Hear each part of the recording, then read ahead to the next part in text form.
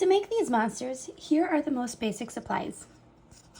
First, this is just a lightweight piece of wood as your foundation. The dimensions are 2.5 by 3.5, so it is still the size of an artist trading card. Air dry clay. This is the building process on top of your foundation. It dries very quickly, so if you have a piece, make sure that it is bagged up so that it doesn't dry out quickly. For my monsters, I have these little eyes, which are kind of like a googly eye set inside of a plastic piece to create more depth.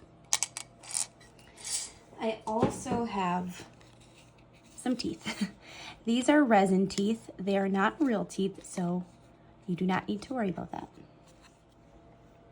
Okay, I pretty much have all of my most basic supplies except the air dry clay. So right now, what I am doing is I'm just kind of doing like a ghost layout. Just you have your ideas and you're thinking about what you want to actually do, but now it's the time to actually like truly plan out your idea.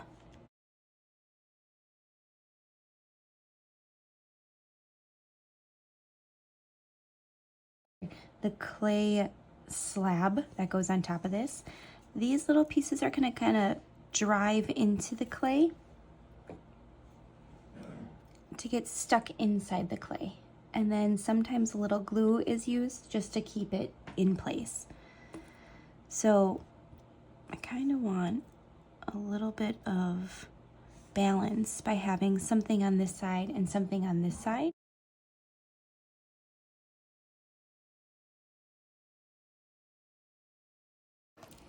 All right, once your actual layout is developed, then you can move on to the air dry clay.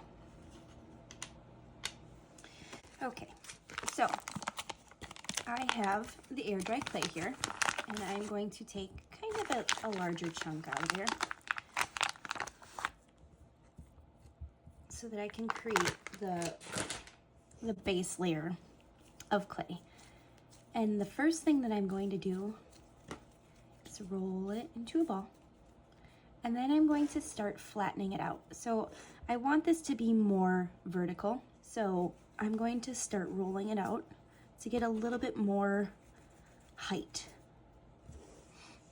And then I'm going to use the palm of my hand to press it down, flip so it doesn't get stuck to the table, and just slowly get it thinner and thinner so that it can fit the size of my artist trading card. Okay, this is a pretty good thin slab that I'm gonna coat over the top of the wood base. So what I'm gonna do is I'm gonna just lay it on top, even, and I'm going to press down at the edges.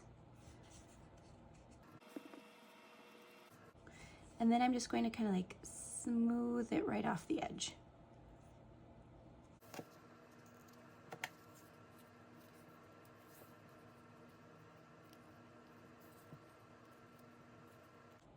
Okay, all this clay here can dry pretty quickly, so I'm going to throw it in a Ziploc bag just to have for later.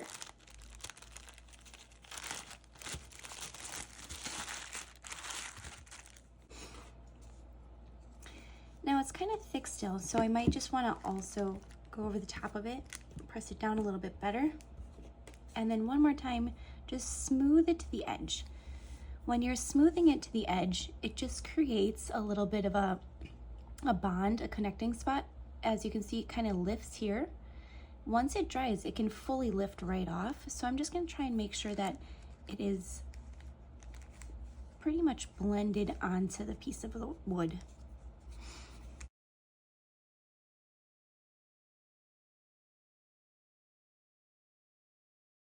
All right, now I'm just kind of smoothing it out to get it to look nice.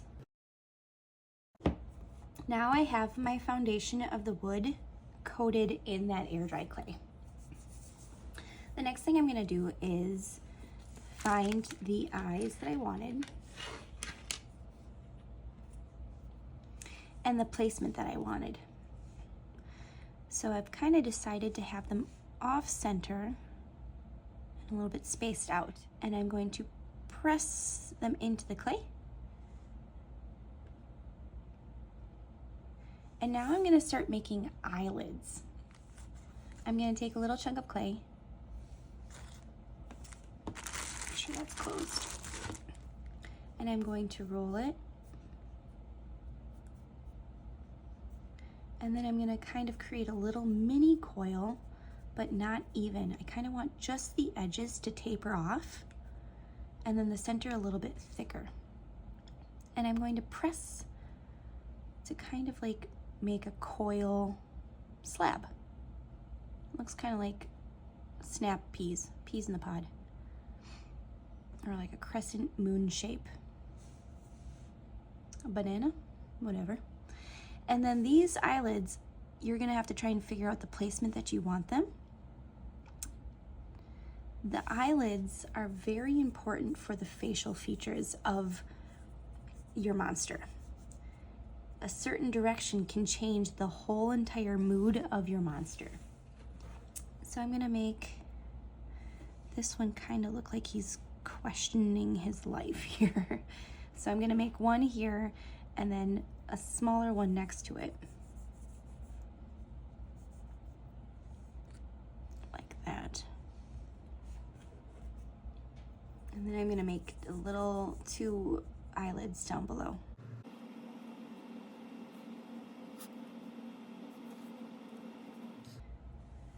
All right, so now I'm gonna use some kind of clay tool that I can press the clay into the base layer of clay, and I'm just taking, let's see if I can show you this, taking an edge of the clay just from the eyelid here, taking a little bit and blending it down into the surface so you can see how it bonds to the surface.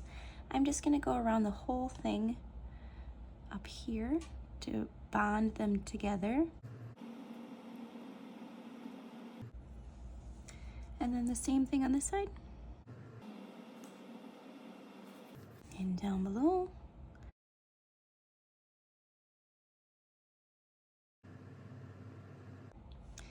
Do you see how this one's slipping a little bit? Sometimes, I didn't say this in the supply list, but sometimes a little bit of water goes a long way to help secure things down, just like slip with normal clay. Just helps bond them together. The next thing that I'm going to do is I'm going to kind of take where I pressed it into the clay, and I'm going to rock it this way so that I can kind of pull the eyelid over the eye a little bit more. So I'm just kind of pulling it over the top a little bit more.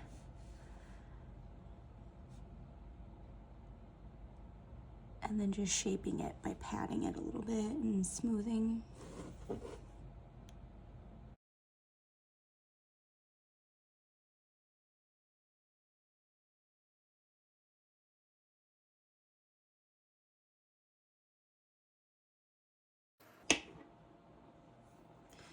Okay, the next part that I'm going to do is the nose and the teeth. I have decided to go with a rounded nose, and I'm just going to kind of put it right in between the eyes. The placement of this is up to you as well. Where do you want your nose? I'm going to just put it up here. And then I'm going to take one of those blending tools or clay tools, and I'm going to press it into the surface of the clay. Just going to make sure all sides are connected so it doesn't fall off and it's nice and secure.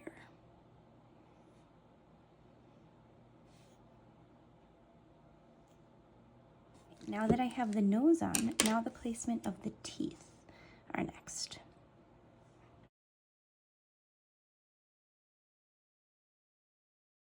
All right, so once I figure out what I want to actually do, sometimes I create a little bit of a lip.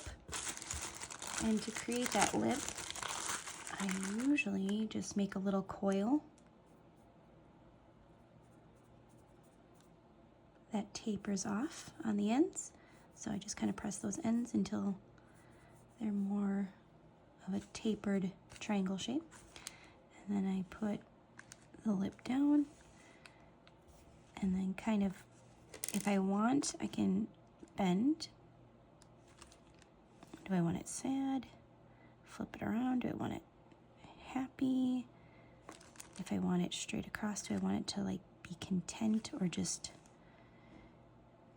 meh? And then I'm going to do the same thing. Take my tool and bond the edges by pulling it down to the surface.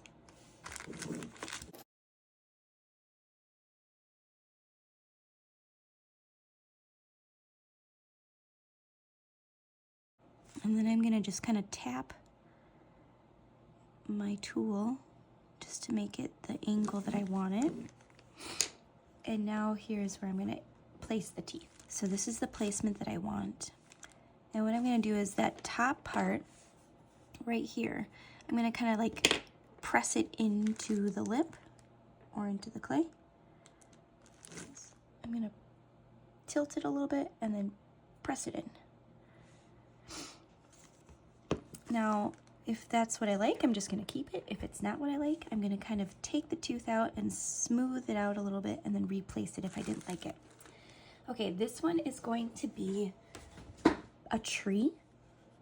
So these little grooves were just made by taking your fingers and pinching to create the little grooves.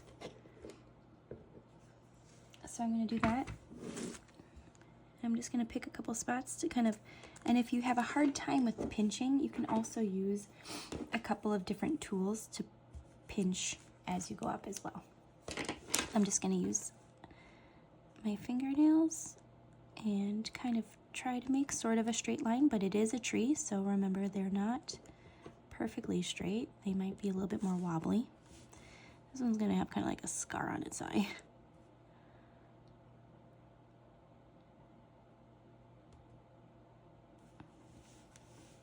And then I'm just going to follow that up a couple more times, starting at the base and working my way up. Might create a little bit of a knot in this one.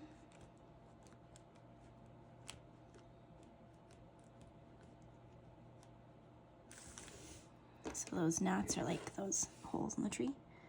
So now I'm going to just incise or cut into, carve into just kind of a little knot in the tree.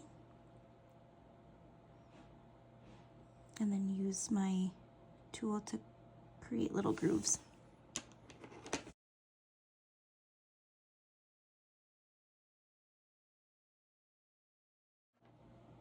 Sometimes I want more thicker ones that kind of create a little bit more of a jagged edge. So I get like a very specific flat tool, but it's not long, like I can just drag the needle and have very specific straight lines. Or I can use a tool like this and just kind of like piece by piece go up the line, and it looks a little bit more natural than the needle does. So when I'm making these, I usually use these kind of tools.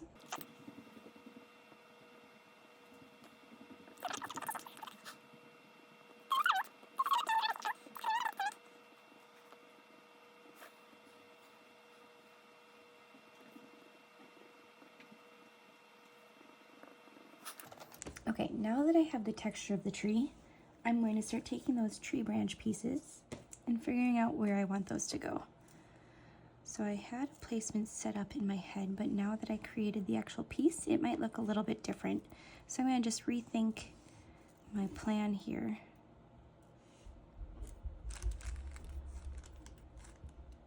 Because before I didn't want this one, and now I kind of think I might change my mind.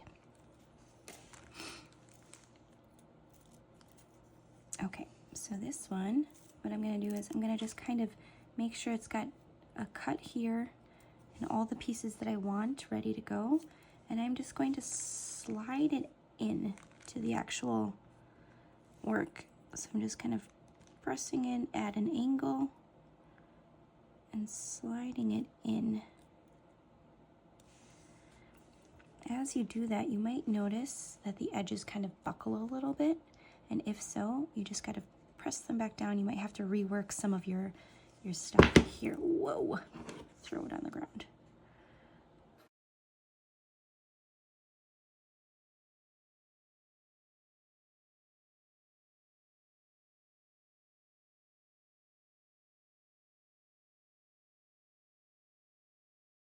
Okay, now that I have the placement of my actual branches, I'm going to take them out.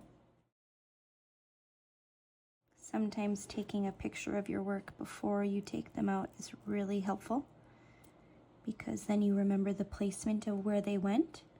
So if you could do that, take a picture of your work before you do that.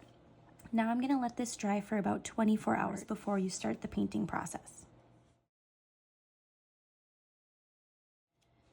Day 2 of creating our monster. So the things that you're gonna need today, since it is completely dry and ready to go, I'm going to start with a messy mat. A cup of water, multiple sizes of paintbrushes, and also different types of tips. So you can see that this one's a flat tip, this one's a flat tip, this one's a rounded tip. Different tips will help you get in the little grooves of your work. And then I also have deli paper, or in this case, I just have a piece of plexiglass to mix my paint colors. And then I have paint as well. And since I'm doing a tree, I kind of have this like reddish brown, but I'm really a fan of mixing my own paint. So I have a brown, a burnt umber color, which is a darker brown, but then also I have red, yellow, and a blue. Those primary colors will definitely help change the color of the wood so that you can get as close to the color as the maybe branches that you have as you can. So as I look at just a little sample piece here, the lighting is not great here, so it might be a little bit trickier for you to see the actual color, but I'm gonna try and get as close to that color brown as possible. So I'm going to just put a little bit of my paint colors out.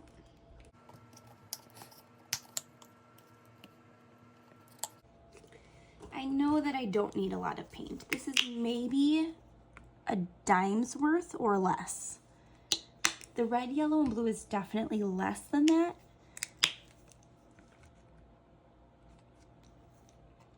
And then later we'll start to use like white and maybe a little bit of black to add shadows and highlights. All right, so my first goal here is to try and just make up the color that's already here. It's close to the regular brown, but it looks like there might be a little bit of yellow in it as well. If I look at the back, it looks a little bit lighter than that.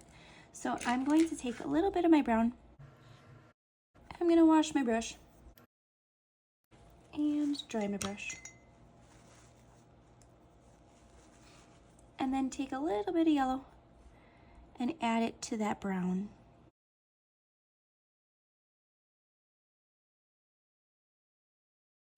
And I don't need a lot because what I'm gonna do is I'm gonna add just a little bit of water to my paint to make it a little bit more fluid, which means it's just gonna roll around the grooves of the bark on my monster a little bit better. And then I'm going to just start painting. Sometimes it's nice for these trees at least to start with a base color like this brown and then go over the top of it with a lighter brown, because the base layer kind of gets in all of the little grooves of the tree. And then if you go over it with a little bit of a lighter color, it looks a little bit more rich in color.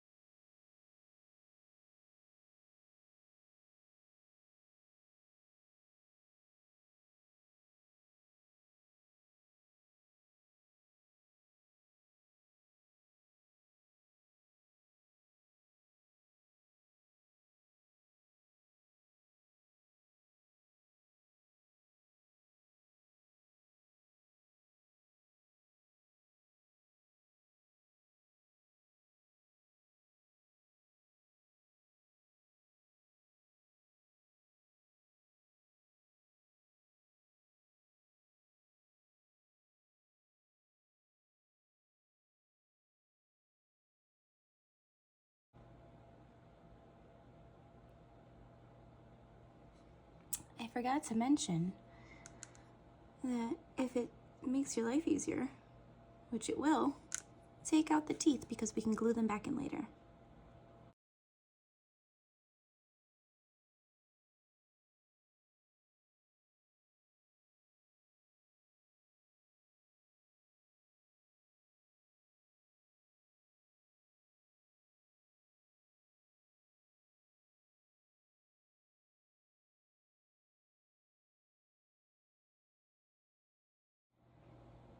Doing the edges right now. Might go back over them later with the same color just to make sure that it all blends in nicely. All right, now I'm just double checking. I have a little bit of touch up to do. I have to make a little bit more paint for some of those edges, but all looks done. As I was going through it, you could see that I was either making full brush strokes or in some cases like dabbing the paint in there. The dabbing is to just get in the little grooves, because if I just paint, it just goes over the top surface. If I dab a little bit, it gets into the actual grooves. So you might have noticed a couple of times where I was creating those grooved spots by dabbing. Now I'm just going to take a little bit of a darker color and go in a couple of spots just to create some shadowy areas. Black and white are the obvious choices to make colors lighter and darker. But you can also change lighter and darker using colors on the color wheel. If I want to go darker, I'm just going to go with cooler colors. And if I want to go lighter, I'm going to use some warmer colors. So for instance, I used blue to make a cool color, a little bit darker color. I'm going to thin out the water here.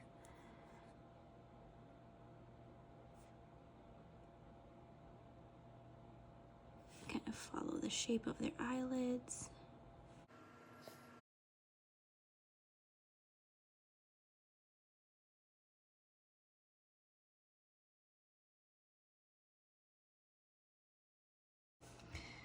Okay, then I'm just gonna one more time make sure that I get around the edges of my work. Because I have this brown made up, I'm just gonna double check that it's all finished.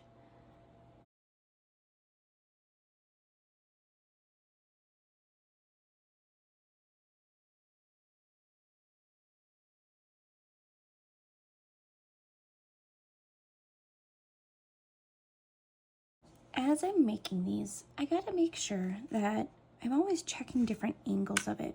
So I look to the sides, it looks finished. I looked top and bottom, it looks finished. Flipped it a little bit, and then I realized, oh, the bottom of my nose right here is not finished. It is always a good idea to make sure that you have all of the angles painted and completed. All right, now we're just gonna do the finishing touches here.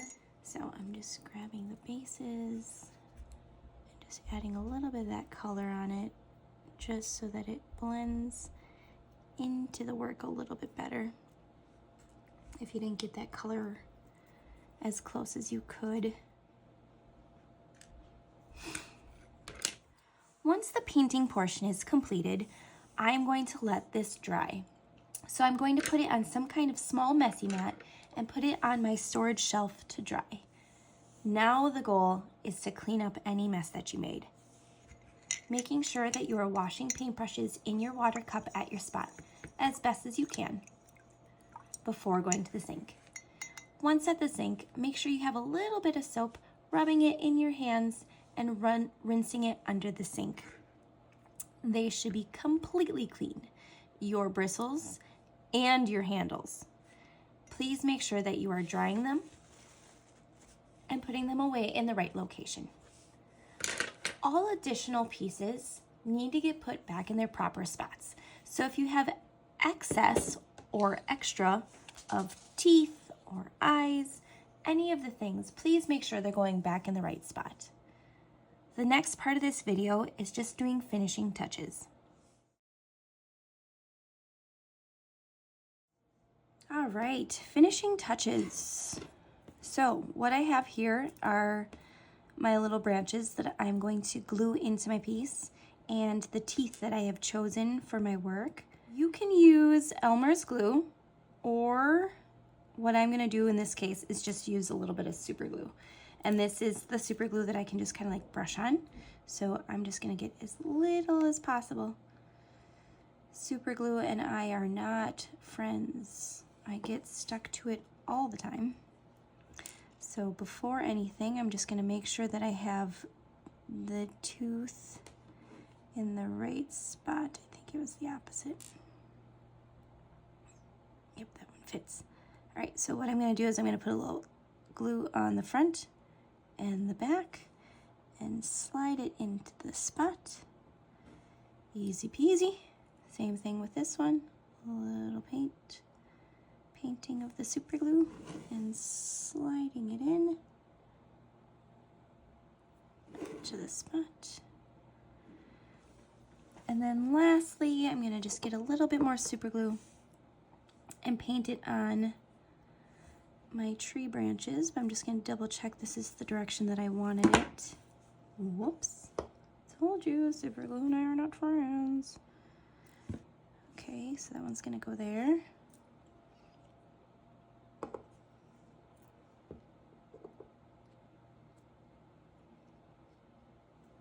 Just gonna get a nice coating.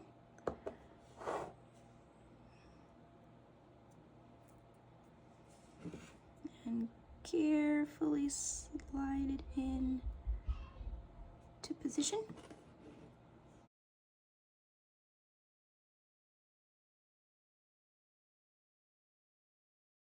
All right, so this is my last piece here. So it looks kind of like a monster that's kind of hiding behind the trees. Okay, now it's your turn to go make your own creations. Get as creative as you can. Find weird objects or things out in nature that you can add to your piece as well to give it just a little bit more interest and see what you can do with it. Good luck and have fun!